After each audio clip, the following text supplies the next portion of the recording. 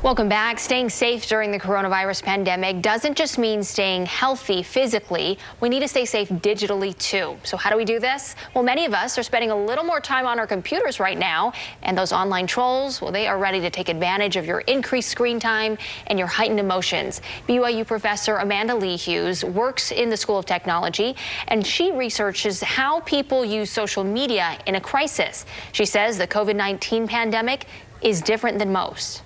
It's more that the scale and the scope of how they're using it is different, but they're usually much more localized to where the event is occurring or those people who care directly about who's affected.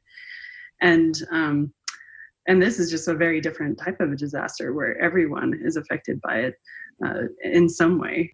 Everyone, right? So how can you make sure you're consuming the best, most correct information? Well, first, she says look for a reliable source. Go straight to the source if you can. The health department is probably the better source for your information on coronavirus testing, better than maybe your neighbor's cousin. Next, she says be skeptical. Here's what she says about the message on your Facebook feed, the one that really plays into your emotions.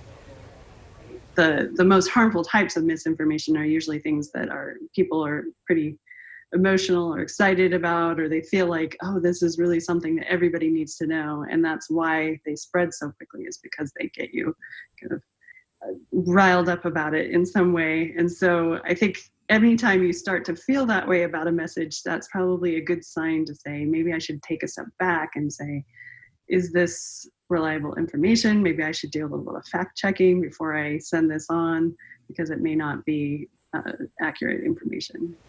And finally, she says, dig a little deeper to verify where this information is coming from. It's a lot easier nowadays to fake those accounts, to make them look more legitimate, but there are a few things you can do and watch out for.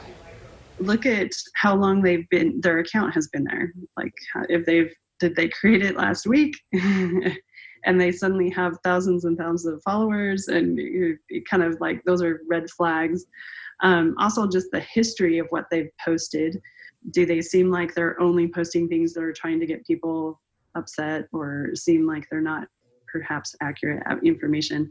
And then the other thing is like looking at who's following them. Are there accurate, are there people that you trust following them? So just some things to think about when you do see those articles online. Make sure it's correct information before you start sharing it, and then other people that follow you will start believing that. Yeah, that's all good stuff. All right, thank you much. And